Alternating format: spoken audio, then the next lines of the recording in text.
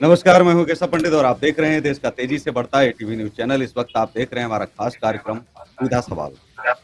और हमारे साथ में चर्चा से पहले अपने मेहमानों का जो है हम परिचय करवा देते हैं आपको। हमारे साथ में हैं रूप नारायण मिश्रा जी, जो लखीमपुर खीरी के निघासन से वरिष्ठ पत्रकार हैं। काफ़ी वर्षों से पत्रकारिता कर रहे हैं, तमाम अखबारों को अपनी सेवाएँ दे चुके हैं।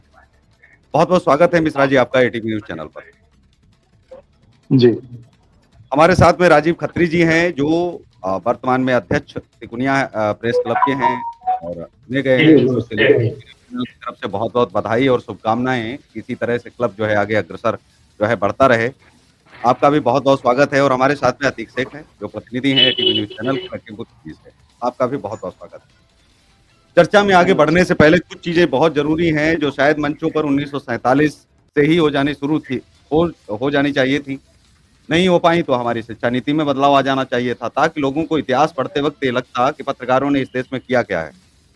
पत्रकारों की केवल स्थिति सिर्फ़ इतनी सी रख दी गई है कि पत्रकार क्या है? किसी भी अखबार में आप जुड़ जाइए, ज़्यादा से ज़्यादा आप अखबार अपना चला लीजिए, आप किसी चैनल में जॉइन आप कर लीजिए। पत्रकारिता अगर आ रही है आपको, तो आप कुछ भी कर सकते हैं, लोगों की आवाज़ उठा सकते हैं और उसके बाद भी आप किसी राजनीति में जा सकते हैं, कहीं भी आप जा सकते हैं, अच्छा बोल लेते हैं, वक्ता हैं। लेकिन पत्रकार की असल सच्चाई से सदैव जो है दूर रखा है, वो भी सरकारों का ही काम रहा है। पत्रकारों को उनके कार्य से भी, उनकी पहचान से भी और हर चीज़ से।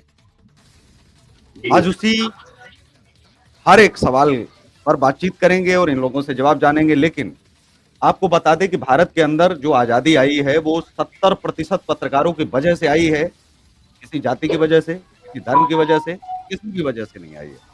यदि पत्रकार नहीं होते, तो हम आज आज़ाद नहीं होते, हम यूँ कहें। इस देश के अंदर हमने 5-5 पत्रकार प्रधानमंत्री बनाए हैं, जिन्होंने पत्रकार से लेके प्रधानमंत्री का सफ़र किया है। उनमें से पहले प्रधानमंत्री पंडित जवाहरलाल नेहरू जी जो है वो पत्रकार बने, फिर उसके बाद क्रांतिकारी बने, स्वतंत्रता संग्राम सेनानी बने और उसके बाद में देश के प्रथम प्रधानमंत्री बने। इस देश का प्रथम राष्ट्रपति भी डॉक्टर राजेंद्र प्रसाद बाबू जी, वो भी इस देश के जो है वो पहले पत्रकार बने, फिर उसके बाद उन्होंने जो है क्रांति लाए, देश आज़ाद हुआ और उसके बाद वो देश के जो है पहले स्वतंत्र भारत के जो है वो राष्ट्रपति बने। इसके साथ ही जो देश के संविधान निर्माता कहे जाते हैं, डॉक्टर अम्बेडकर, जिनकी हम संविधान बनाने में बहुत बड़ी और महती भूमिका उनकी रही और उन्होंने अंतिम मसौदा भी तैयार किया था। तो 299 संस्थापक सदस्यों में से एक जिनका योगदान वीएन राव के बराबर ही था। तो डॉक्टर अम्बेडकर भी एक पत्रकार थे, पत्रकार से लेकर के और उन्होंने जो है संविधान निर्माता तक का सफ़र पूरा किया, कानून मंत्री बने और तमाम विषयों पर बातचीत भी करते रहे। इस देश के अंदर हमारे राष्ट्रपिता की बातचीत हो और पत्रकारिता की बातचीत ना हो, कमाल है। इस देश के नोट पर लोगों ने आज तक ये देखा होगा कि बापू की तस्वीर है, किसी ने देखा कि गांधी की तस्वीर है, किसी ने कहा मोहनदास करमचंद गांधी की तस्वीर है और किसी ने बहुत ज़्यादा हो गया तो ये कह दिया कि भाई स्वतंत्रता संग्राम सेनानी थे, बड़े क्रांतिकारी थे। 40 सालों तक अनवरत लगातार संगठन को चलाने वाले व्यक्ति की तस्वीर हो सकती है। लेकिन क्या आपको पता है कि इस देश में हमारी करेंसी पर एक पत्रकार की फोटो है? वही पत्रकार की बात कर रहा हूँ जिनको बापू के नाम से जानते हैं। पत्रकार की फोटो है, पहले पत्रकार, फिर क्रांतिकारी और फिर उसके बाद में उनको राष्ट्रपिता की उपाधि मिली। लेकिन वो पत्रकार थे। पत्रकारों के इसी क्रम में बहुत सारे हैं, तो उसमें जो है हम नहीं आगे चलेंगे, लेकिन इतना आपको बता दें कि इतिहास जब भी आप खोलेंगे, अटल बिहारी वाजपेयी तक हमने प्रधानमंत्री दिए इस देश को, 5-5 प्रधानमंत्री और तमाम क्रांतिकारी। इस देश के जो पहले हमारे जो शहीद आजम बोले जाते हैं, जिनको उपाधि मिली है शहीद आजम की, भगत सिंह जी, वो भी दैनिक सैनिक में लिखा करते थे। आगरा का अखबार था, बहुत प्रतिष्ठित।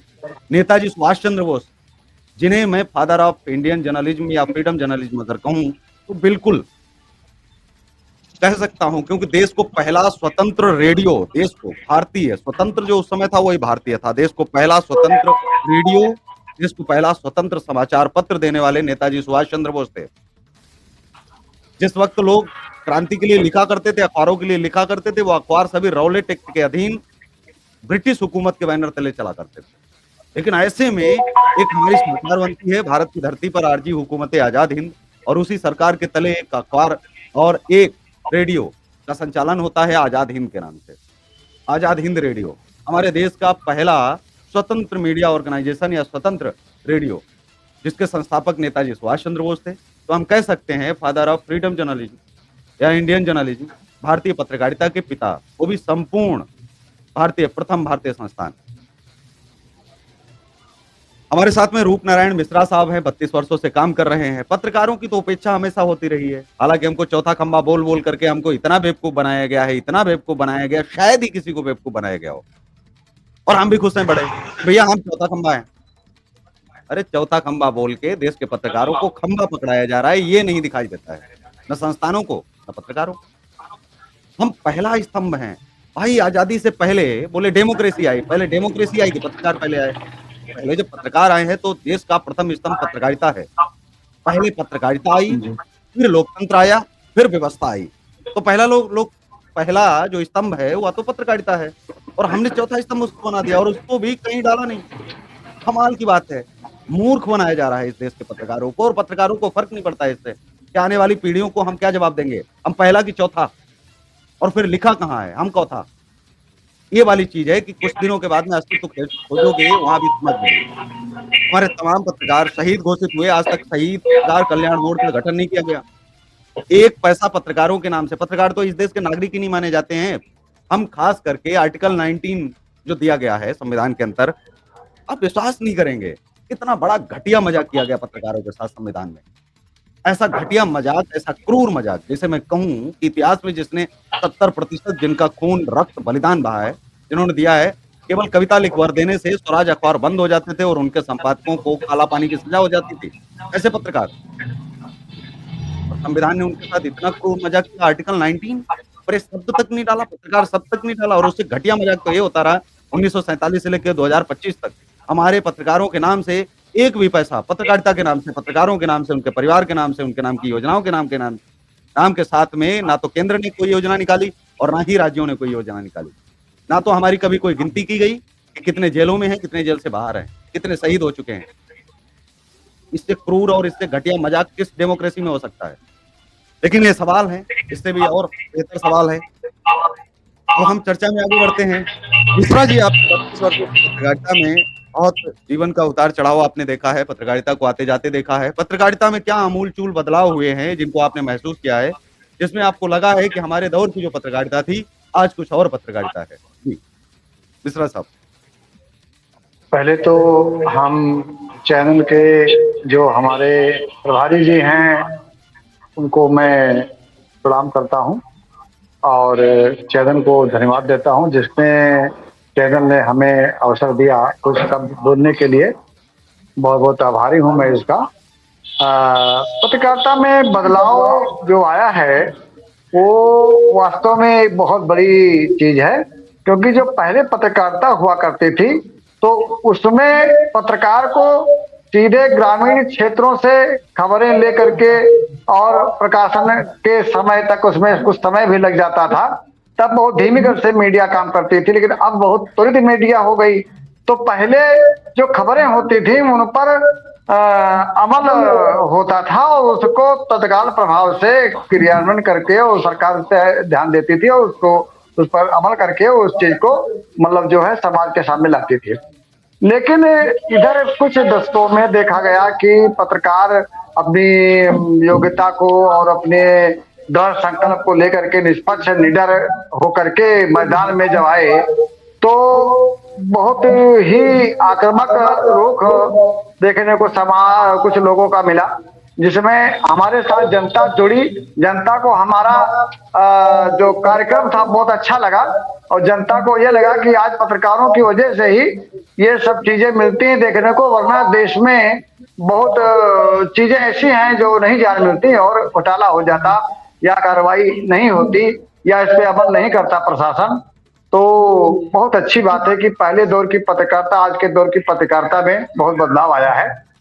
और अब जितना चैनल और ये हमारे जो चैनल के संवाददाता है, प्रिंट मीडिया और ये मीडिया इलेक्ट्रॉनिक मीडिया, दोनों में बराबर का योगदान चल रहा है और कहीं पर किसी से सबका योगदान देश राष्ट्र की एकता अखंडता के लिए बना हुआ है।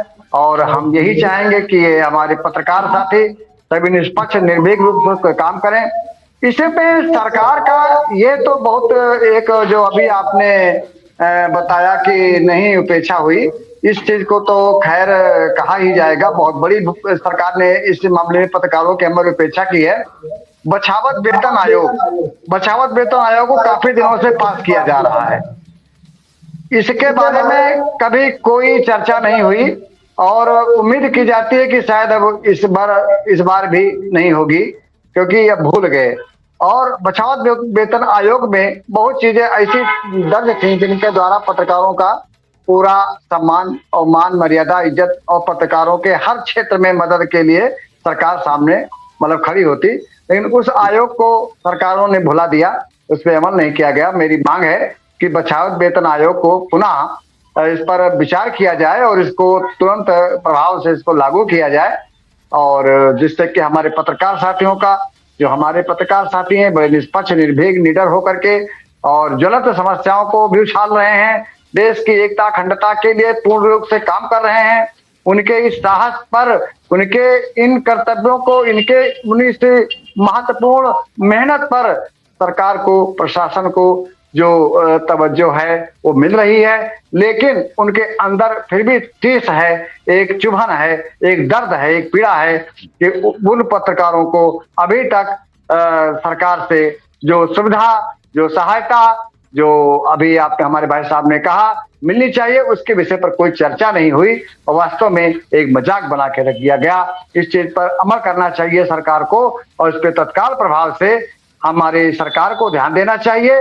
और पत्रकारों की वजह से ही सरकार का ये जो आज आईना है पूरा सामने आ रहा है।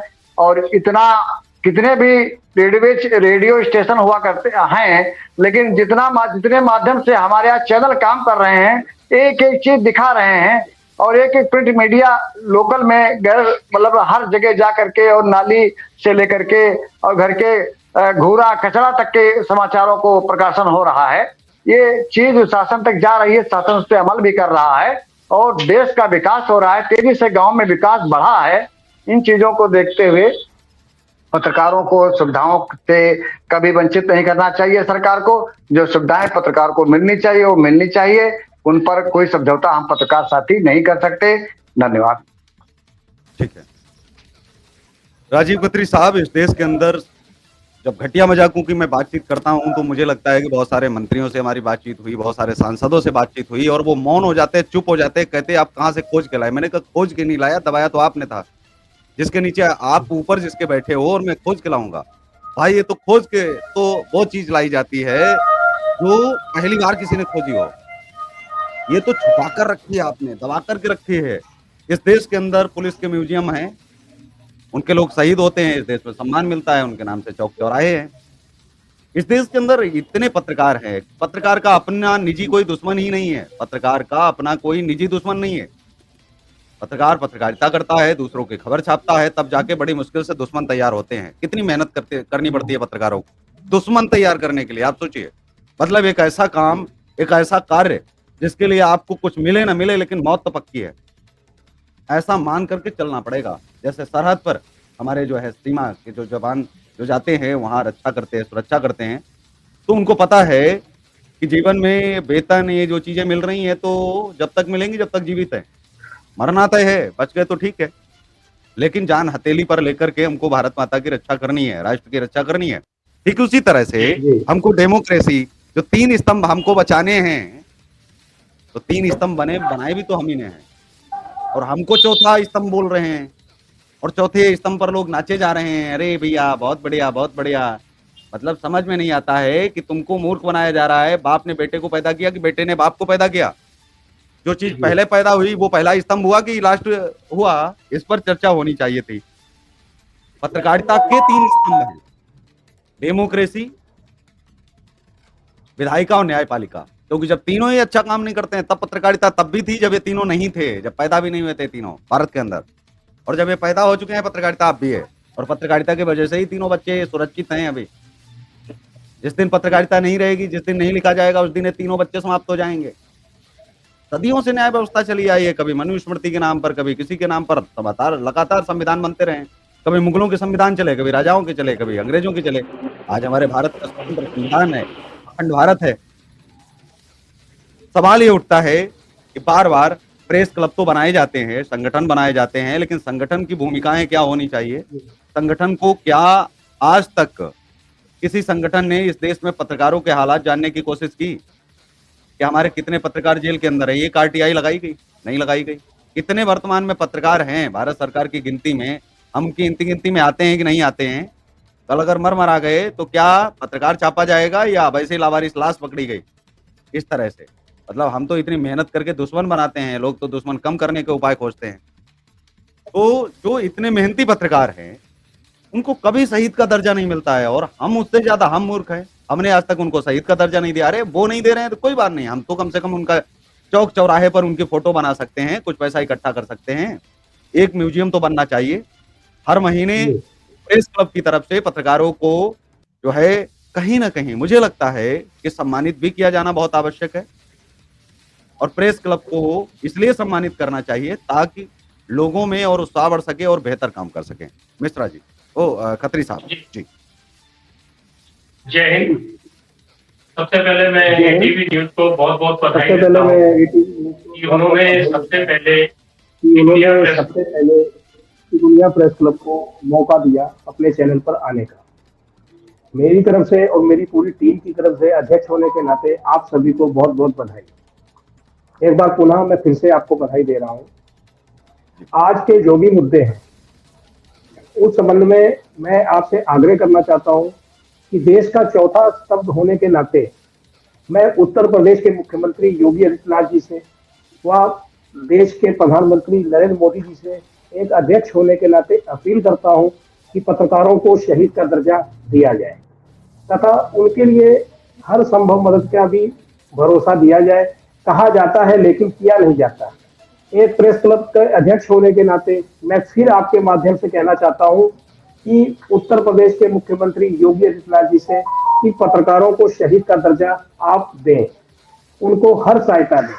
अभी आपने देखा होगा हमारे कई पत्रकार साथी सीतापुर में, लखीमपुर में, उनको माफियाओं ने या आप कहिए किसी तरह भी उनकी हत्याएं हुई, उसके खिलाफ अन्य संगठनों ने मुद्दे उठाए, फिर भी उनको अभी तक शहीद का दर्जा नहीं दिया गया। पर उत्तर प्रदेश के मुख्यमंत्री जी ने उस शहीद परिवार को, हम तो उनको शहीद ही कहेंगे, हमारे शहीद भाई पत्रकार भाई को श्रद्धांजलि देते हुए सरकारी सहायता भी मुहैया कराई, क्योंकि उसमें एक संगठन इन्वॉल्व था। उन संगठन के पदाधिकारियों ने मेहनत करके मुख्यमंत्री जी तक बात पहुंचाई, जिसके चलते उनको सहायता राशि का लाभ भी मिला। जी जी। जो वर्तमान समय में जो छोटे-छोटे पत्रकार हैं, जो बहुत वर्षों से पत्रकारिता कर रहे हैं, उनकी छवि को भी नुकसान पहुँचा रहे हैं क्योंकि यूट्यूबरों के नाम से जो जाने जाते हैं इस देश में, ना तो उनको पत्रकारिता का ये पता है कि पत्रकार क्या है और पत्रकार और साथ में यूट्यूबर में क्या अंतर है।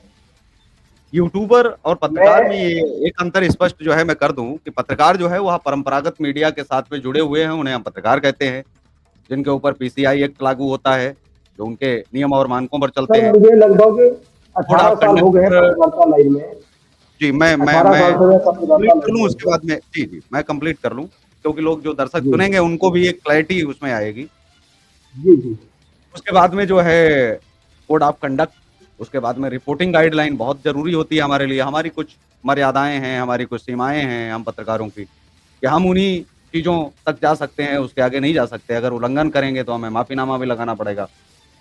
यूट्यूबरों के लिए ऐसा नहीं है। यूट्यूबर जो है, जो सिर्फ़ शुद्ध यूट्यूबर हैं, बेहतर काम कर रहे हैं, अच्छा काम कर रहे हैं, उन यूट्यूबरों पर सिर्फ़ आईटी एक्ट ही लागू होता है। आईटी एक्ट मतलब अगर उसका आईटी एक्ट का उल्लंघन करते हैं तो उसी के लिए उनको जो भी क्षमा-वमा माँगनी पड़े और जो भी उसमें दिया है, प्रावधान है, उसी के तहत या कहें सीधे-सीधे कार्रवाई होती है।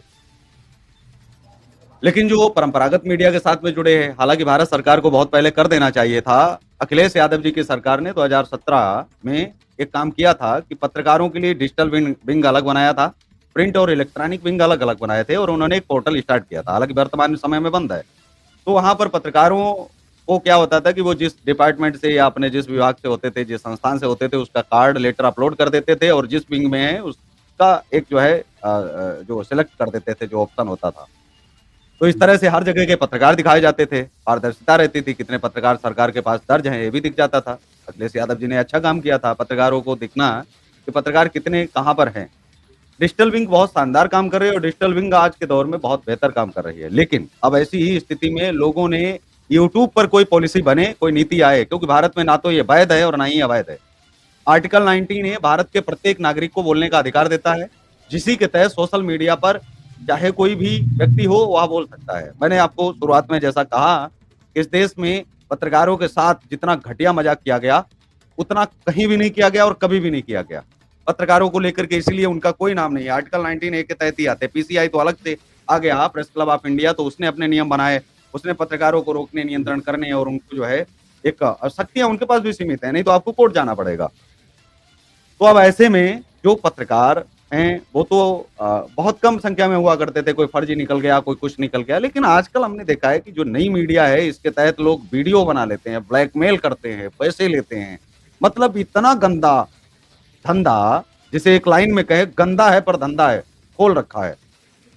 सरकार को बोल रहे हैं हम तो आर्टिकल 19 में आते हैं, अगर हम पत्रकार नहीं है तो कोई बात नहीं, हम नागरिक हैं और बोल सकते हैं आर्टिकल 19 ए के तहत, आर्टिकल 19 के तहत पत्रकार जैसे बोल रहा है वैसे ही हम बोल रहे हैं। हम में और पत्रकारों में कोई जमीन आसमान का अंतर नहीं है। घर में बैठा हुआ व्यक्ति भी अगर आज सोशल मीडिया पे, फेसबुक पे जाए और अपनी प्रोफाइल पे बना के कोई समाचार अपलोड कर दे, कोई गलत बात नहीं है। अपनी भी आवाज उठा सकता है, दूसरों की भी आवाज उठा सकता है, ये संविधान कहता है, ये हम नहीं कह रहे। लेकिन क्या पत्रकारिता में क्या चीज आपने देखी, किस चीज की कमी? क्योंकि बहुत लोग कहते हैं कि पढ़े लिखे लोग होने चाहिए। मैं कहता हूँ पढ़े लिखे लोगों के लिए नौकरी होती है, पत्रकारिता इज नॉट जॉब, ये सोशल सर्विस, ये समाज सेवा है और समाज सेवा के लिए पढ़ाई लिखाई नहीं, देशभक्ति होनी चाहिए। समाज का उत्थान करने के लिए आपके मन में संकल्प होना चाहिए। नहीं तो एक पढ़ा लिखा आईएएस आईपीएस इस देश को बर्बाद कर देता है, 500-500 करोड़ कमा लेता है, क्या फायदा है उसका आईएएस आईपीएस बनने का? एक मंत्री बनाने के बाद में हजारों करोड़ खा जाता है, क्या फायदा है उसका? एक पढ़ा लिखा डॉक्टर लोगों के ऑर्गन निकाल लेता है और किडनियां बेच देता है, क्या फायदा है उसका? पढ़े लिखे लोग देश को बर्बाद कर रहे हैं। अनपढ़ों के अंदर थोड़ा डर तो है, लेकिन समाज सेवा के लिए कैसी नौकरी? और इसके लिए तो कहीं कोई है भी नहीं। सूचना प्रसारण मंत्रालय से लेकर के आरएनआई तक कहीं कोई नियम और कहीं कोई रूल नहीं है। अखबार खोलने के लिए कोई योग्यता की आवश्यकता नहीं है, आप कल अप्लाई करिए, आरएनआई आ जाएगा। चैनल की एक अपनी अलग प्रक्रिया है, जहां आप लिंकिंग और डाउन लिंकिंग 2 लाइसेंस दिए जाते हैं, जिसके तहत चैनल जो है वो अपना प्रसारण करते हैं। प्रसारण चाहे उनका 2 केबल नेटवर्कों पर हो या 2867 के 2867 केबल नेटवर्क और भारत के 8 डीटीएच प्लेटफॉर्म पर हो। डिजिटल मीडिया की अगर हम बात करें तो ओटीटी प्लेटफॉर्म है और बाकी हम प्लेटफॉर्म देख ही रहे हैं सोशल नेटवर्क पर।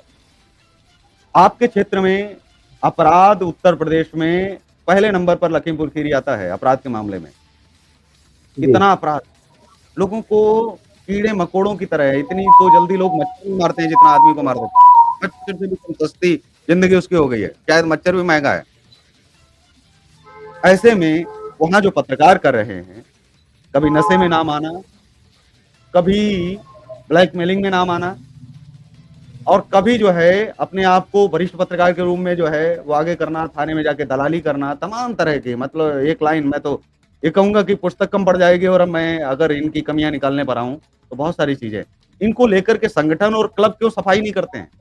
क्यों ऐसे लोगों को चिन्हित नहीं करते हैं? संगठन क्यों अपनी एक नई नीति के तहत? क्योंकि जो लोकल संस्थान है, एक होता है नेशनल संगठन, राष्ट्रीय संगठन, नेशनल ऑर्गेनाइजेशन, उनसे तो ये अपेक्षा हम नहीं कर सकते। वो तो सभी को जोड़ लेते हैं, जो भी एबीसीडी आया सब जुड़ जाओ, कार्ड बनाना है, पैसे लेना है, ओके।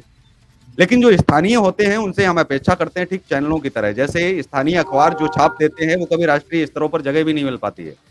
जैसे आज तक इंडिया टीवी, जो वहां खबर नहीं चल पाती है, वो खबर हमारे छोटे पत्रकार बहुत ईमानदारी से छापते हैं, बहुत मेहनत करके छापते हैं। तो उनका धन्यवाद और साधुवाद इसलिए करना चाहिए कि स्थानीय पत्रकार रीढ़ की हड्डी है। गाँव के किसान मजदूरों की, जवानों की, युवाओं की, महिलाओं की, शोषितों की, वंचितों की। तो इसी के साथ मैं ये कहूँगा कि इस पर क्या स्थानीय संगठनों ने सफाई नहीं करनी चाहिए? अपनी छवि जो बिगड़ रही है पुलिस की तरह, पत्रकारों की भी छवि पर लोग अंकुश लगाने लग गए हैं, दाग लगाने लग गए हैं। क्या इसके लिए अब सफाई ज़रूरी नहीं है कि बहुत हो गया है, अब बर्दाश्त नहीं करेंगे? जी। जी, बिल्कुल मैं इस बात से सहमत हूँ और एक प्रेस क्लब अध्यक्ष होने के नाते मैं आपसे ये भी कहना चाहता हूँ कि जो भी हमारे संगठन है, उनको इस चीज़ पे बिल्कुल घोर तरीके से, विषय से देखना चाहिए और ऐसे लोगों के खिलाफ कड़ी से कड़ी कार्रवाई की भी मांग करनी चाहिए। अभी बात आती है, आज मुझे लगभग 18 साल पत्रकारिता सर क्षेत्र में हो गया है। सबसे पहले मैंने वॉइस ऑफ लखनऊ में पेपर का काम किया, उसके बाद में सुदर्शन न्यूज से एज अ नागरिक पत्रकार मैं रहा 5 साल के बाद। फिर आज मैं इस समय रीड न्यूज का ब्यूरो चीफ हूँ और स्टेट हेड एडवर्टाइजमेंट विभाग से हूँ। तिकुनिया के सभी साथियों ने मुझे प्रेस क्लब का अध्यक्ष घोषित किया, प्रेस क्लब का अध्यक्ष बनाया।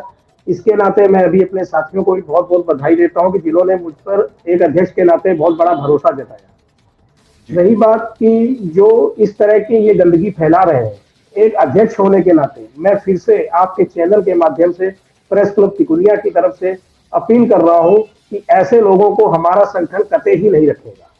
अगर ऐसे लोग हमारे संगठन के अलावा हमारे क्षेत्र में भी हैं, तो हम उनके तहत कानून कठोर से कठोर कानूनी कार्रवाई कराने के लिए भी हिम्मत रखते हैं। ऐसे लोगों की हम कड़ी निंदा करते हैं कि जो इस तरीके से जगह जगह जाकर लोगों को ब्लैकमेल करते हैं, पहुंच जाते हैं। कोई लकड़ी माफिया है, अगर वो लकड़ी का काम कर रहा है तो उससे 500 लेने, 1000 लेने। अभी 15 दिन बने ही हमारे संगठन को हुआ है, पता नहीं कितनी शिकायतें हम लोगों के पास आ चुकी हैं। अब हम बात करते हैं कि सर, जैसे आप कह रहे हैं कि ऐसे पत्रकारों पे कार्रवाई होनी चाहिए, बिल्कुल हम भी प्रेस क्लब के नाते, अध्यक्ष के नाते मैं ये कहता हूं कि ऐसे पत्रकारों को चिन्हित करके, चाहे वो हमारे लखीमपुर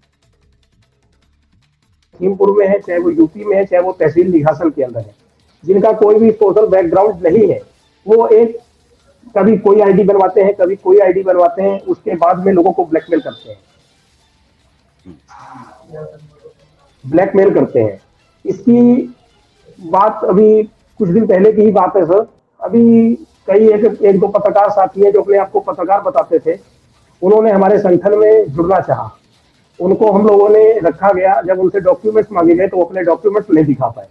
एक अध्यक्ष होने के नाते मैंने अपने संरक्षक जी से कहा कि संरक्षक जी, ये इस तरह के लोगों को हम लोग नहीं रखेंगे। तो संरक्षक जी ने भी कड़ी निंदा करते हुए कहा कि बिल्कुल ऐसे लोगों को हम कोसों दूर अपने संगठन से रखेंगे, क्योंकि संगठन हम लोगों को चलाना है और हम लोग ये चाहते हैं कि ऐसे लोग जो भी हमारे क्षेत्र में है, निघासन में है, तरह तरह की सोशल मीडिया पे न्यूज वायरल हो रही है, तरह तरह के लोग जगह जगह जाते हैं, प्रधानों से 500 रुपए लेते हैं, रोजगार सेवकों से लेते हैं, सिक्योरिटियों से लेते हैं, क्योंकि इसलिए लेते हैं क्योंकि उनको पता है उन्होंने भ्रष्टाचार कर रखा है सर।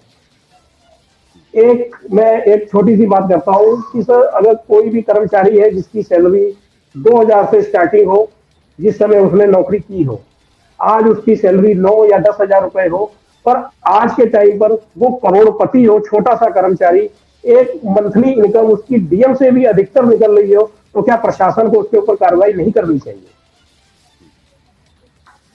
जी, क्योंकि अभी हम अपने अगर निघासन क्षेत्र की बात करें, कुछ यहाँ पे ऐसे लोग हैं, मैंने देखे हैं, मेरे को भी काफी टाइम हो गया पत्रकारिता लाइन में, जिनके घर पे खाने को नहीं होता था।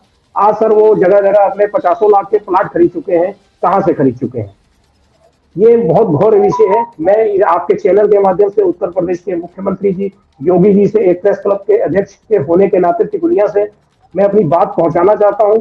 मैं मुख्यमंत्री जी से भी ये बात कहना चाहता हूं कि मुख्यमंत्री जी, आप भ्रष्टाचारियों के ऊपर, आप कहते हैं कि मैं जीरो टॉलरेंस की नीति से उत्तर प्रदेश के अंदर भ्रष्टाचार नहीं चलेगा, पर भ्रष्टाचार का तो बहुत बुरा आलम है, क्योंकि उनको बढ़ावा देने वाले ये छुटभैया पत्रकार हैं, जो एक फर्जी तरीके से जगह जगह जाते हैं, पैसे लेते हैं, किसी से 500 ले लिए, चलो भाई उसकी खबर छप गई, हम आपकी खबर बना देंगे। नहीं नहीं भैया, खबर मत बनाना, रोक लो, ठीक है, रुक गई, 500 लिए चले आए।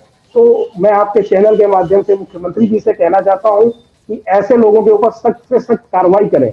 अगर बात आती है एक जिला अधिकारी की, अगर एक आईएएस अधिकारी वो इतनी मेहनत करने के बाद में आईएएस बनता है, टीसीएस बनता है, वीडियो बनते हैं, डीएम बनते हैं, पर एक छोटे से अधिकारी जो हाई स्कूल इंटर करके अपनी नौकरी ले लेते हैं, उसके बाद में वो इतना भ्रष्टाचार करते हैं। आज भी सर, अगर हम किसी भी तरह किसी भी लाइन में चले जाएं, अगर मनरेगा के तहत अगर मैं आपको अपने ही एरिया की बात बताऊं, तो मेरे एरिया में ही मनरेगा में करोड़ों का भ्रष्टाचार है, लाखों का भ्रष्टाचार है। ऐसी कोई पंचायतें नहीं है जिसमें भ्रष्टाचार नहीं है, क्योंकि भ्रष्टाचारियों को बढ़ावा देने वाले ये छुटपैया पत्रकार हैं, जो जगह जगह बिल्कुल इस तरह की बातें करते हैं, जाते हैं, उनसे पैसा लेंगे, उनकी खबर को छुपाएंगे, क्योंकि अच्छा और ईमानदार पत्रकार तो वहां तक पहुंच ही नहीं पाता।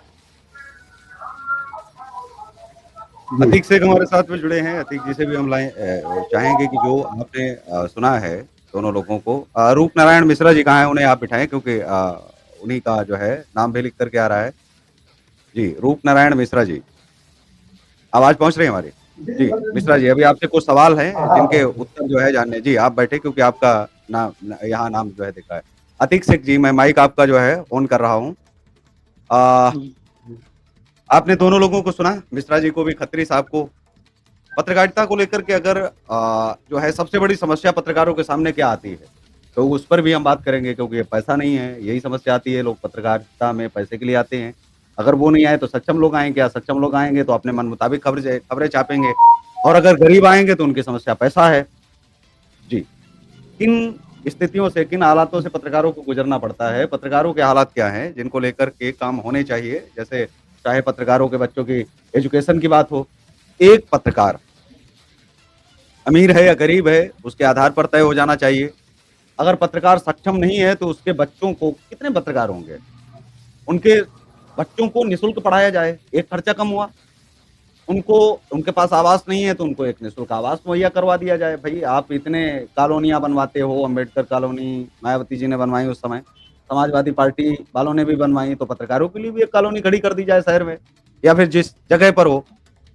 तो वहां पत्रकार अगर रह रहा है तो दूसरा खर्चा कम है। तीसरा, पत्रकार के लिए एक राशन योजना निकाली है, ताकि पत्रकार का राशन भी कम हो जाए, क्योंकि भाई कमाई तो करना ही नहीं है, खबर छापनी है ना उसने। उसकी चिकित्सा भी कम होनी चाहिए, उसके पूरे परिवार में उसके माता पिता की जिम्मेदारी सरकार की होनी चाहिए। चौथी हो गई। पांचवी, उस पत्रकार को कुछ ना कुछ भत्ता आपको देना चाहिए, पेट्रोल खर्चा हो गया, कुछ ना कुछ जो है ऐसी चीजें देते रहनी चाहिए। बहुत सारे लोगों को तो आप दे रहे हो, उनके तो बजट में आप ले आते हैं। पत्रकारों का जो सबसे छठा, जो कहते हैं कि हमें वकील नहीं मिलता है, कभी कुछ जरूरत पड़े तो सरकार की तरफ से कम सरकारी कानूनी मुहैया होनी चाहिए, उपलब्ध जो है करवानी चाहिए। जो विधि है, विधिक सलाहकार उनको जो है मिलने चाहिए। तो पत्रकारों के इस तरह से खर्चे कम होंगे। पत्रकारों के शिक्षा के, चिकित्सा के, उनके परिवार के अगर खर्चे कम हो जाएंगे तो पत्रकार जो है वो शांति से सच का सच और झूठ का झूठ छाप पाएगा। जैसा होगा वैसा का वैसा ही छाप पाएगा। अब पत्रकारों को इस पर ध्यान ही नहीं दिया जाता कि पत्रकारों का पैसा आता कहाँ है असल में। मिश्रा जी, पत्रकारों का पैसा इस देश में केवल एक ही जगह आया है, और वो जगह है सूचना विभाग के नाम से लोग जानते हैं, जहां लोग कार्ड लेटर जमा करवाने की जैसी बातें करते रहते हैं। अभी लेटर वहां जमा करना है, क्या मतलब है? सूचना विभाग में किस लिए लेटर जमा हो रहा है? सूचना विभाग किसी चैनल, किसी अखबार, किसी प्रतिष्ठान का मालिक है क्या? अरे भाई, मालिक तो भारत सरकार है। उसने एक बार रजिस्ट्रेशन दे दिया, जिसको दे दिया वो मालिक हो गया, उसका संपादक, उसका ओनर। लेकिन लेटर क्यों जमा होता है? मुझे लगता है 100 में से 99% पत्रकारों को पता ही नहीं कि 99% पत्रकारों को लेटर क्यों जमा होता है सूचना विभाग में। लेटर जमा होता है इसलिए कि जहां आपका कार्ड मान्य नहीं होगा, जैसे प्रधानमंत्री जी आए तो प्रधानमंत्री जी या मुख्यमंत्री जी आते हैं, उनकी रैली में आपके कार्ड से आप एंट्री नहीं पा सकते। वहां पर सरकारी सुरक्षा लगी है, सरकारी अधिकारी के द्वारा ही आपको जो 24 घंटे का एक कार्ड दिया जाता है, वो जब तक आपके पास नहीं होगा तब तक आप जो है वहां पर नहीं आप एंट्री पा पाएंगे, प्रवेश नहीं पा पाएंगे। जो पैसा 100 करोड़ 200 करोड़ आता है प्रचार प्रसार के नाम पर, और जिसमें कहा जाता है, प्रचार प्रसार कौन कर रहा है? मीडिया कर रही है, लेकिन वो 10 लोग मिलकर के बैठ करके खा जाते हैं पूरे प्रचार प्रसार का पैसा।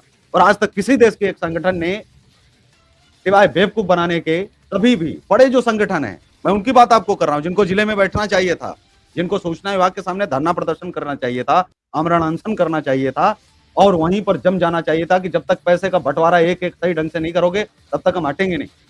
आरटीआई नहीं डाली गई, प्रचार प्रसार का पैसा कौन आया कौन खा गया पता नहीं चला, लेकिन कभी ये चीजें आंकड़े नहीं आते हैं। असल लड़ाई तो पैसा है, जिसके लिए लोग पैसे लेते हैं 500-500, 1000-1000। और उसके बाद में लोग जो है बदनाम होते हैं। पत्रकारिता किस लिए बदनाम है? प्रचार प्रसार में आया हुआ पैसा, मैं अपने आंकड़े से आपको बता रहा हूँ, जितना पैसा आता है जिले में, अगर प्रत्येक व्यक्ति को 2 लाख रुपए महीना भी दिया जाए तब भी पैसा आप खर्च नहीं कर पाएंगे। जी प्रत्येक व्यक्ति को 2 लाख रुपए महीना, ये बड़ी बात आपको मैं कह रहा हूं कि 2 लाख रुपए अगर महीना आ रहा है तो भी वह व्यक्ति पैसा खर्च नहीं कर पाएगा। अब 2 लाख रुपए अगर महीना आएगा तो वो पैसा जो है खर्च नहीं कर पाएगा। क्यों? क्योंकि इतना पैसा आता है प्रचार प्रसार के नाम पर सूचना विभाग के पास, लेकिन सूचना विभाग क्या बांटता है? क्या एक पैसा नहीं बांटता है। वही 10 पत्रकार जो पुराने हैं और जो बड़े हैं, घाघ हैं, वही खा जाते हैं। बाकी के 99% पत्रकारों अपने भाइयों का पेट खा जाते हैं। लेकिन एक भी संगठन सूचना एवं प्रसारण मंत्रालय को चिट्ठी नहीं लिखता इस चीज के लिए, आरएनआई को चिट्ठी नहीं लिखी जाती, सरकार को कभी चिट्ठी नहीं लिखी जाती। असल कामों के लिए कभी संगठन चिट्ठी लिखते ही नहीं है, असल जगह कभी केस करते ही नहीं है, असल जगह कभी आरटीआई नहीं डालते, असल जगह कभी सवाल नहीं पूछते कि तुम हम पत्रकारों का प्रचार प्रसार के नाम आया पैसा कैसे बांट सकते हो 10 लोगों में, और हमको पूछा ही नहीं, हमारा लेटर जमा रहा। लेटर जमा करने का क्या फायदा? प्रचार प्रसार के नाम पर एक यूट्यूब तक को मिलना चाहिए, एक फेसबुक तक को मिलना चाहिए, एक आम आदमी तक को पैसा बांटने का अधिकार है। अगर वो आप प्रचार प्रसार कर रहा है उसका प्रोत्साहन करे सूचना विभाग, लेकिन कितना प्रोत्साहन करता है भाई? तो समस्या सब पैसे की है कि पैसा कहां से आए। एक तो सरकारें कुछ नियम लाए, जिन योजनाओं की मैं बात कर रहा था मिश्रा जी, आवाज यदि आप तक पहुंच रही है, इन पर भी आपकी एक टिप्पणी और सुझाव चाहता हूं कि क्या वाकई में ऐसा होना चाहिए। और दूसरा, सूचना एवं प्रसारण मंत्रालय के खिलाफ आंदोलन होने चाहिए हर संगठन के। पैसा बटेगा तो उनकी पहुंच और रीच के अनुसार बटेगा। ठीक है, आप मान लीजिए आज तक को 2 करोड़ दे दो, कोई दिक्कत नहीं है, मुझे कोई समस्या नहीं है, 2 करोड़ दीजिए, लेकिन हमारे लास्ट वाले व्यक्ति को 20,000 तो दीजिए तो सही। आप कितना देते हो? मैं तो कह रहा हूँ 20 लाख महीने का भी अगर ये दे दें प्रत्येक पत्रकार को, तब भी ये पैसा नहीं खर्च कर पाएंगे। इतना पैसा है, 500 करोड़ 700 करोड़ ऐसे आता है प्रचार प्रसार का जिलों में।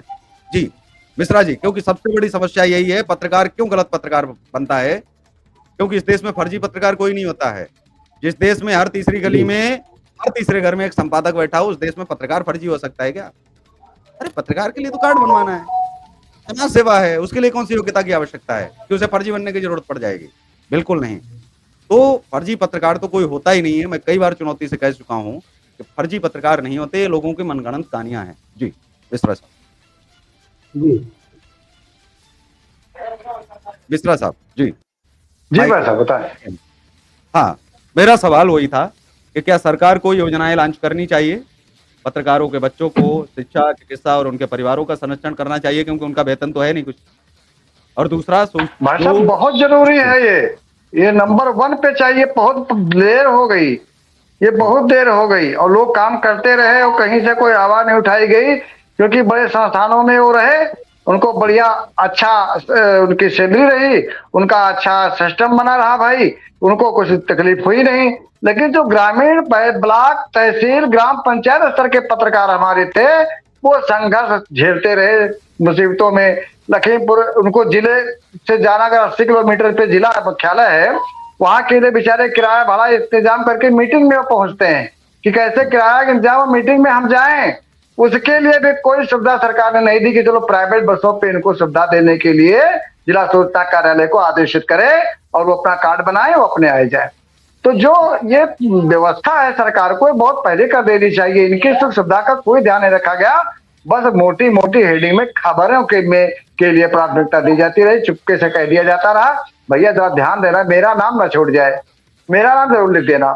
ये सब क्या है? इसके साथ में अब जिन लोगों ने इन चीजों पर अमल किया वो लोग लिखते रहे, जिन लोगों ने अन्यथा कर दिया कि नाम छापने लिए तो आ गए, लेकिन सुविधाओं के नाम पे टोटा है पत्रकारों के लिए, हम वही लिखेंगे जो देखेंगे।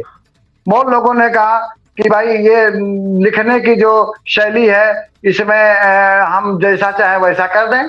तो जैसा चाहे वैसा कर देने का मतलब ये नहीं है कि आप सत्य को पीछे छोड़ दें और असत्य को लिख दें, ऐसा नहीं है। हम चाहते हैं कि हम सत्य लिखें और सत्य के आधार पर हमारी आवाज पूरे देश के कोने कोने में जाए और वहां पर उसका रिएक्शन हो, लोग उस पर मतलब जो है उसका सम्मान करें। और सरकार को चाहिए कि हम सभी पत्रकारों को ये सुविधा बहुत पहले दे देना चाहिए, और इनकी सुरक्षा, बच्चों की पढ़ाई लिखाई, इनको आवागमन यात्रा भत्ता आज रोडवेज बसों में है, कहीं कोई सुविधा नहीं है भाई। मान्यता प्राप्त पत्रकारों की 2 सीटें वहां सुरक्षित रहती हैं, मिश्रा जी, उसमें आप इसमें घुसोगे। आपको थोड़ा-सा जी टोकना चाहूँगा, क्योंकि हमने आज जी जितने भी ज्वलंत सवाल उठाए, ये तो सिर्फ़ हमारी जी। पूरी पुस्तक के एक पन्ने के 1/4 हिस्से का एक कोना था। जो हमने सवाल जी उठाए, जो सरकार को सुझाव दिए हैं, ये वो चीज़ें हैं, जो केवल हम बीमारी ही नहीं बताते हैं, हम सुझाव भी बता रहे हैं। 32 हम्म। सालों के करियर में आपने कितनी बार संगठनों के मुँह से ऐसी आवाज़ सुनी है और कितने वरिष्ठ पत्रकारों ने इन चीज़ों पर आवाज़ उठाई? कितने पत्रकारों को पता है कि हमने हमारे लहू से ये देश सींचा गया है? कितने पत्रकारों को पता है आज़ादी हमारी वजह से आई? कितनों को पता है भाई डेमोक्रेसी साहब, हमसे छीना है? जी, एक मोतीलाल वोरा जी हमारे प्रदेश के मुख्यमंत्री जी हुए हैं। जी। तो वो लखीमपुर खीरी आए थे हुँ, और पत्रकारों का उन्होंने, चूंकि राज्यपाल थे उस समय वो, जी, और पत्रकारिता जगत में भी उन्होंने बहुत काम किया था, अपना उल्लेख कर रहे थे। तो हम लोग गांव से गए थे यहाँ से, और ये पता चला था कि आज पत्रकारों को सम्मान मिलेगा, राज्यपाल जी आ रहे हैं। तो कुल मिलाकर राज्यपाल जी के नजदीक पहुंचने का अवसर मिलने के लालच में हम लोग चले गए थे। जी, वहां पहुंचे तो सबको लिस्टेड किया गया। उसके बाद सभी को मोतीलाल वोरा जी ने सम्मान दिया। साल वाल जो भी था, मतलब कुछ याद नहीं है, बहुत पहले की बात है।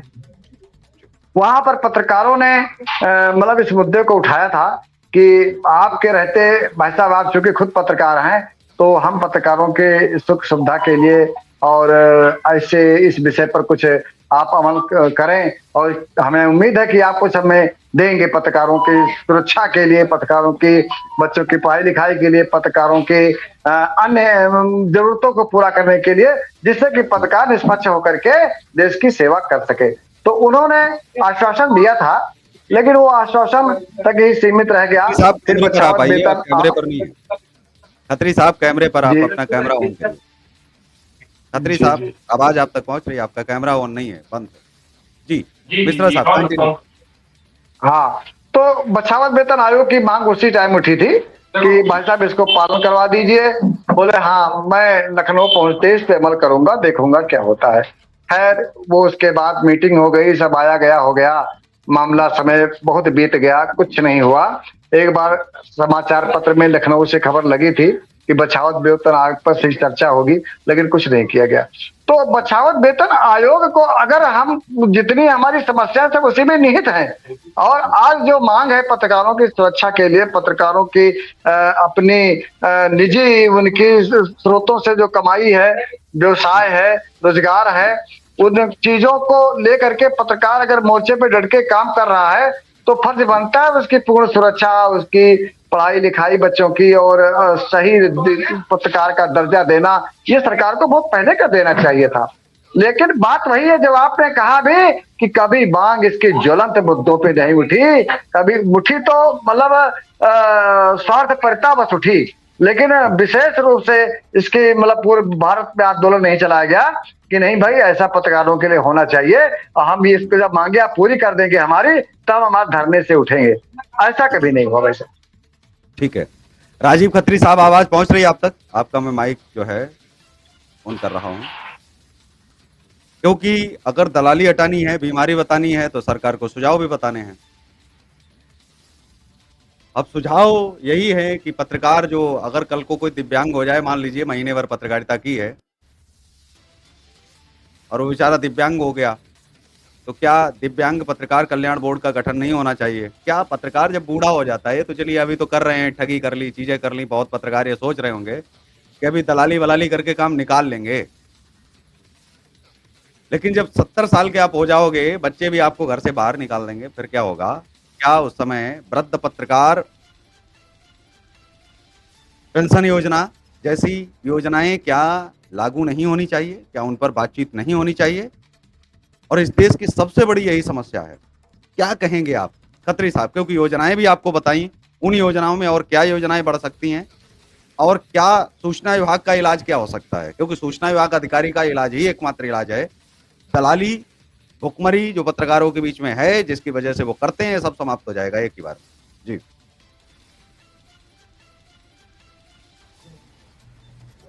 सर, आज तक सूचना विभाग की तरफ से हुँ, मुझे लगता है उन्हीं लोगों को विज्ञापन के तौर पर पैसा दिया जाता है हुँ, कि जो लोग वहां पे 24 घंटे डटे रहते हैं या बने रहते हैं, जैसे कि आपने कहा था कि 2 4 5 पत्रकारों को ही वहां पे रखा जाता है, मुझे भी ऐसा ही लगता है।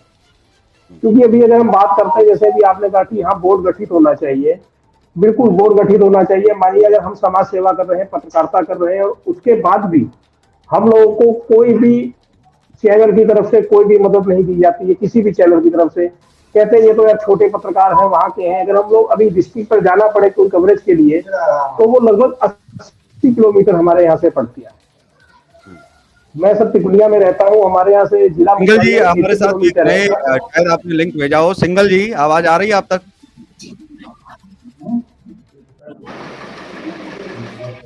सिंगल जी आवाज आ रही है आप तक?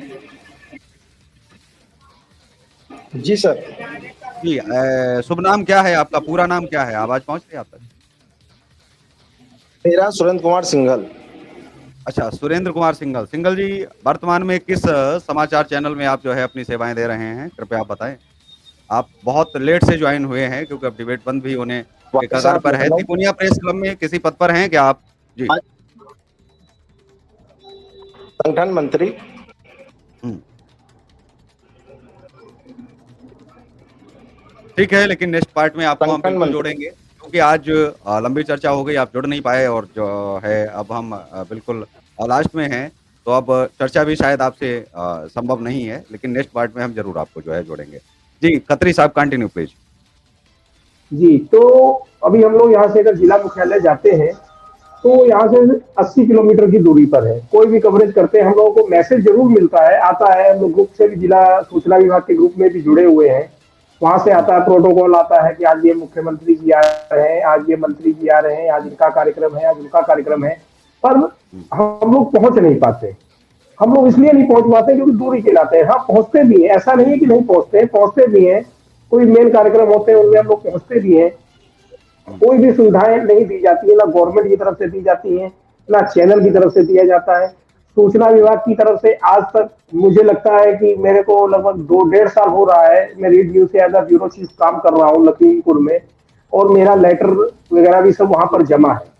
जमा होने के बावजूद भी, अच्छा परिचित भी है सबसे, लेकिन फिर भी आज तक वहां से कोई भी, ना तो हमें विज्ञापन दिया गया, ना ही हमारे चैनल को दिया गया है कि आप वहां तक पहुंचाइए। मतलब अगर यदि इसे हम कहें कि 47 से लेकर 2025 तक एटीवी के अलावा और केशव पंडित के अलावा ये आवाज नहीं उठाई गई, जी क्योंकि मैं तो लगातार इस आवाज को उठा रहा हूँ कि इलाज जी एक ही जी, है, यहाँ किसी पत्रिका ने में किसी ने भी सेंसरी आवाज नहीं विभाग उठाई। है। जी जी, किसी ने भी आवाज नहीं उठाई। मैं तभी मैंने कहा कि मैं एटीवी को बहुत बहुत बधाई देता हूं कि जिन्होंने हम इंडो नेपाल बॉर्डर के किनारे बसे लोगों की आवाज को और हमारे तिकुलिया प्रेस क्लब को मौका दिया अपने चैनल पर बोलने के लिए। मैं पुनः एक बार उनको दिल से फिर से बहुत बहुत बधाई देता हूं। जी जी, हम अपनी ड्यूटी कर रहे हैं, अपने कर्तव्य का निर्वहन, लेकिन रूप नारायण मिश्रा जी आपके साथ में जो है बहुत ही वरिष्ठ पत्रकार है, सुलझे हुए पत्रकार हैं। उन्होंने दौर जी देखा है, कई सरकारों को बदलते देखा है, कई लोगों को जी भी बदलते देखा है, पत्रकारिता के स्वरूप को भी, प्रिंट से लेके डिजिटल तक के सफर को उन्होंने देखा है। उन्होंने पत्रकारिता को चलते देखा है। अगर हम ये कहें, ये गलत नहीं होगा। सर, अभी एक जवान मैं एक व्यक्ति को आज बात करना 70 वर्ष चाहता हूँ की सर, उम्र तक रखना चाहता सेवा हूँ देख अपनी। रहे हैं। जी, जी।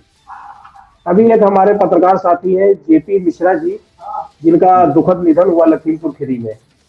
ओहो! तो उनको एक स्कूल में, एक विद्यालय ने उनके बच्चों को फ्री शिक्षा का मौका दिया कि मैं उनकी दोनों बेटियों को फ्री, यानी स्नातक तक की, इंटर तक की पूरी पढ़ाई, कोई भी फीस नहीं ली जाएगी, ना आने की ना जाने की, किसी भी चीज की। हुँ, और प्रेस क्लब ने भी उनको दिया, लेकिन सरकार की तरफ से मुझे लगता है अभी तक कोई भी मदद नहीं पहुंची है, ना ही हम लोगों के संज्ञान में आया है ऐसा कि हमारे जिले के किसी अधिकारियों ने उनको कुछ दिया हो, या कोई बात रखी हो, या कोई उनसे पहुंचा हो। यहाँ पत्रकार संगठन जरूर पहुंचे हैं। उन्होंने आज भी, एक पत्रकार संगठन है लखीमपुर में, प्रेस संगठन है, उन्होंने तो इसको उनके लेकर परिवार के को मेरा सहायता एक सुझाव है सहायता कि मिश्रा धनराशि जी मुहैया को कराई है सर। इसके लिए मेरा एक जी सुझाव आपको रहेगा, क्योंकि समय-समय पर यदि आप जो है संस्थान के साथ में बीपी मिश्रा जी हैं, शायद बीपी मिश्रा ही आपने बताया है नाम? जेपी मिश्रा। ज्योति मिश्रा। जेपी ज्योति जेपी मिश्रा स्मृति स्मृति स्मृति स्मृति चौराहा के नाम से पत्रकार ज्योति मिश्रा स्मृति चौराहा के नाम से। मुझे लगता है किसी न किसी चौराहे पर भी आप उनकी एक तस्वीर या उनकी फ़ोटो या चौराहे का नाम ही अपनी तरफ से भी आप नामकरण कर सकते हैं। वहाँ तिकोनिया प्रेस क्लब का बोर्ड भी लगा सकते हैं और आप घोषित कर सकते हैं। उनकी स्मृति के नाम से आप जो है सरकार को भी आप पत्र भेज सकते हैं।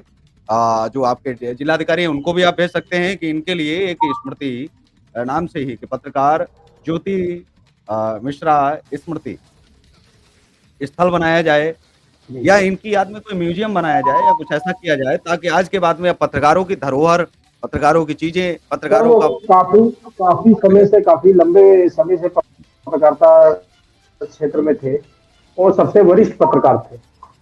जी बिल्कुल, हम उन पर चर्चा करेंगे क्योंकि आज हम पत्रकारिता पर चर्चा तो कर ही रहे थे, लेकिन खासकर मैं हमारा जो एक नया संगठन आया है उसके लिए जो है मैं एक बार पुनः बधाई दूंगा कि वो इसी तरह से अपने लक्ष्यों को प्राप्त करे और अगर सही लड़ाई लड़ रहा है उसमें एटीवी न्यूज़ चैनल उनके साथ में है हमेशा।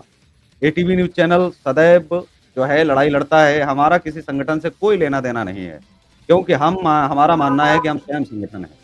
संगठनों को हमें पहले संगठन बनाना है, उनको हमें बताना है कि पहले तुम संगठन बन जाओ फिर हम जुड़ जाएंगे आप में, क्योंकि प्रत्येक संगठन में बहुत सारी कमियां हैं। क्योंकि कमियां अगर 1-2 हों, 1 से लेकर के 99 तक कमियां रहती है, इसलिए हम संगठनों का हिस्सा कभी नहीं बनते।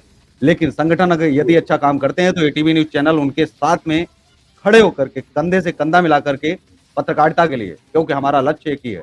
अगर संगठन भी चाहता है पत्रकारिता में बदलाव हो और ऐसे पत्रकारों से छुटकारा मिले ताकि लोगों के समाचार सही जगह तक लग पाएं, उनको न्याय मिल सके, जिम्मेदारी है। लेकिन ये तभी संभव है जब पत्रकार की पैसे की समस्या हल होगी और वो बरसों से हल है, लेकिन लोग नहीं कर रहे हैं, अधिकारी नहीं कर रहे हैं और पत्रकार को पता नहीं है, संगठन बता नहीं रहे हैं, आंदोलन हो नहीं रहे हैं। तो इसी के साथ रूप नारायण मिश्रा जी से भी मैं एक क्लोजिंग कमेंट एक लास्ट चाहूंगा कि वो अपनी कंप्लेंट करें और उसके साथ ही खत्री साहब से और अतीक शेख जी से भी। जी Mishra ji, last closing comment. मैं चाहता हूं भाई साहब कि आपने हमारे पत्रकार साथियों का सहयोग देने के लिए पूरा आश्वासन दिया है और बड़ी बड़ी बधाई हो इस चीज के लिए कि एटीवी न्यूज चैनल संघर्ष कर रहे पत्रकारों के कंधे से कंधा मिलाकर काम करने के लिए तैयार है।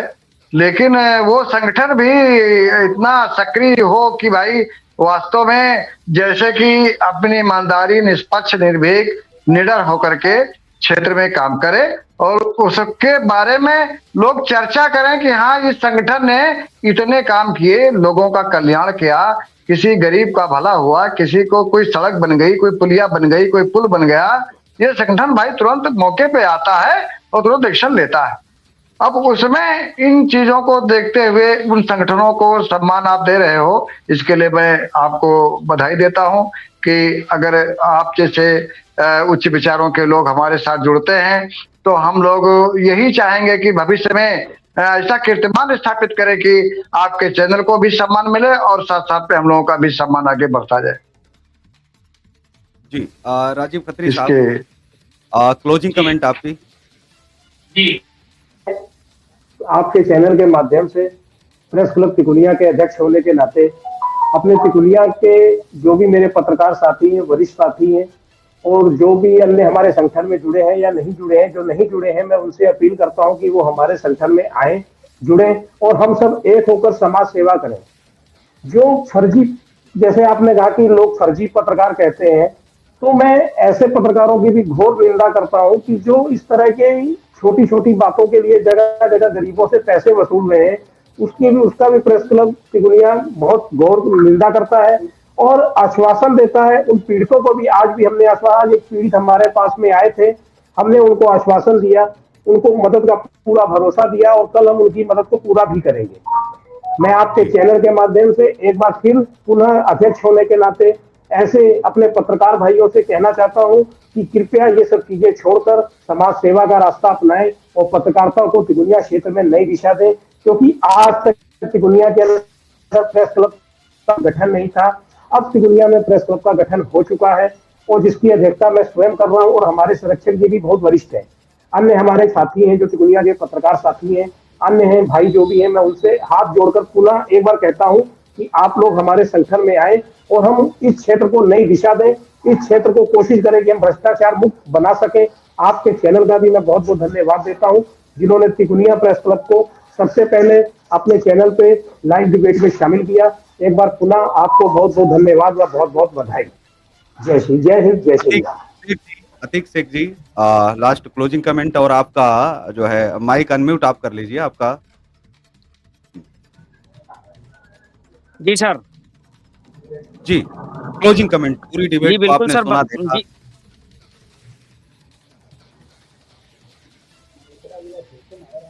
बोलिए। जी सर, बिल्कुल बताना चाहूंगा कि जैसे कि यहाँ पे जो लखीमपुर खीरी के अंदर हमारे कुछ पत्रकार साथी, जैसे कि हमारे साथ में आज हमारी डिबेट में बहुत ही वरिष्ठ पत्रकार रूपनारायण मिश्रा जी व राजीव खत्री जी, सब लोगों के साथ आज बैठने का सौभाग्य प्राप्त हुआ। जैसे आपको बताता चलूं सर कि निगासन ब्लॉक के अंदर एक दो पत्रकारों ने एक ऐसा सिस्टम जारी करके रखा है कि पूरा पत्रकार समाज जो है उनसे परेशान है। और पूरी तरीके से अगर देखा जाए तो गली गली किसी दूसरे प्लेटफॉर्म से लेके किसी दूसरे प्लेटफॉर्म को बदनाम करने की कोशिश, व पीड़ित मजदूरों से किसी से 1000 वसूलना, किसी से 2000 लेना, किसी की पूरी जांच भी नहीं, जानकारी भी नहीं लेनी है, उनके ऊपर से पूरी तरीके से खबरें चलाना, इन सब सारी चीज़ों को जो है वो अंजाम देते फिर रहे हैं। इससे जो है पत्रकारों के ऊपर, जो हमारे वरिष्ठ पत्रकार हैं उनके ऊपर बहुत ही ज़्यादा प्रभाव पड़ रहा है। इसको लेकर जो है पूरी तरीके से संगठनों को व हमारे वरिष्ठ पत्रकार साथियों को पूरी तरीके से बैठ के विचार करना चाहिए। जी सर। ठीक है, चलते चलते सिर्फ एक ही मैसेज देंगे जिले के अधिकारियों के नाम से, हमारा ये रहेगा कि हमें आपके सर्टिफिकेट की जरूरत नहीं है। यदि आप किसी पत्रकार से कहते हो कि ये पत्रकार बहुत अच्छा है, तो वो अच्छा दलाल हो सकता है। यदि कोई नेता कह रहा है कि ये पत्रकार बहुत अच्छा है, तो वो भ्रष्टाचार में बहुत बढ़िया खेल सकता है। हमें किसी के सर्टिफिकेट की जरूरत नहीं है, चाहे तुम हमें सही बोलो या गलत। वो पत्रकार क्या, जो अधिकारियों की नजरों में नहीं कटके, जो नेताओं की नजरों में नहीं अटके, उसे पत्रकारिता नहीं कहते हैं। इससे बेहतर है पत्रकारिता होनी ही नहीं चाहिए। जिले के जितने भी अधिकारी हैं, ताल ठोक करके उनसे एटीवी न्यूज़ चैनल जो है हर समय बैठने को तैयार है। कभी भी कोई भी पत्रकार किसी भी संस्थान का हो, अगर उनका संस्थान उनको बीच में छोड़ देता है, उनका संगठन छोड़ देता है, एटीवी न्यूज़ चैनल सदैव तत्पर है। नीचे स्क्रीन पर नंबर चल रहे हैं, यदि आप इन नंबर पर जो है फ़ोन करेंगे, हमें पूरी समस्या बताएँगे, तो हम आपको हाई कोर्ट और सुप्रीम कोर्ट दोनों जगह निःशुल्क वकील भी अपने संस्थान की तरफ से उपलब्ध करवाएँगे।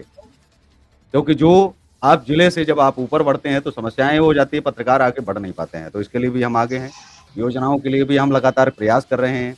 और जो पत्रकार कमज़ोर हो रहे हैं, उनको आने वाले समय में एटीवी मीडिया इंस्टीट्यूट के माध्यम से आने वाले समय में लखीमपुर खीरी के पत्रकारों को प्रशिक्षित भी करने का काम एटीवी नेटवर्क करेगा। और ये देखते हैं कि कितना समय लगता है। हाँ, लगातार हम प्रयास कर रहे हैं ताकि पत्रकार सीख सकें बहुत सारी चीज़ें, अपने अधिकार जान सकें, अपनी शक्तियाँ जान सकें। तो इसी के साथ इस कार्यक्रम में बस इतना ही, और आप सभी का जुड़ने के लिए बहुत-बहुत आभार, नमस्कार, क्योंकि जुड़े, आपने अपना कीमती समय जो है दिया। लोग आपको सुनेंगे, बिल्कुल आपकी जो 32 वर्ष की यात्रा है, राजीव खत्री साहब की 18 वर्ष की यात्रा है, क्योंकि ये तो राम जी के वनवास से बहुत ज़्यादा लंबा है। और मुझे लगता है कि इससे कुछ सीखने को भी मिलेगा कि एक पत्रकारिता बेबाक भी हो सकती है, ईमानदारी से भी हो सकती है, और 32 वर्ष से अधिक भी गुज़ारे जा सकते हैं पत्रकारिता में। तो इसके लिए आपको जो है नमस्कार। इस कार्यक्रम में बस इतना ही। देखने वाले लोग जो हमें देख रहे हैं, उनकी अपनी भी कोई समस्या है, तो ठीक इसी तरह जुड़ कर के अपनी समस्या रख सकते हैं। अगर पुलिस से परेशान हैं, अधिकारियों से परेशान हैं, आपकी सुनवाई नहीं हो रही है, आपको कोई परेशान कर रहा है, तो बिल्कुल डरने की ज़रूरत नहीं, घबराने की ज़रूरत नहीं। ये मत सोचिए कोई आपको बचाने नहीं आएगा, आँसू पोंछने नहीं आएगा। एटीवी न्यूज़ चैनल का हर प्रतिनिधि, एटीवी न्यूज़ चैनल की पूरी टीम, एटीवी न्यूज़ चैनल आपके साथ में है, आपके द्वार तक आएगा, आपको सुनेगा और आपको न्याय भी दिलवाएगा।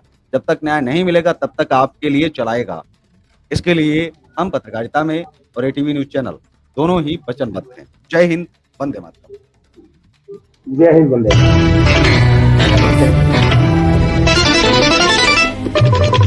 मातरम।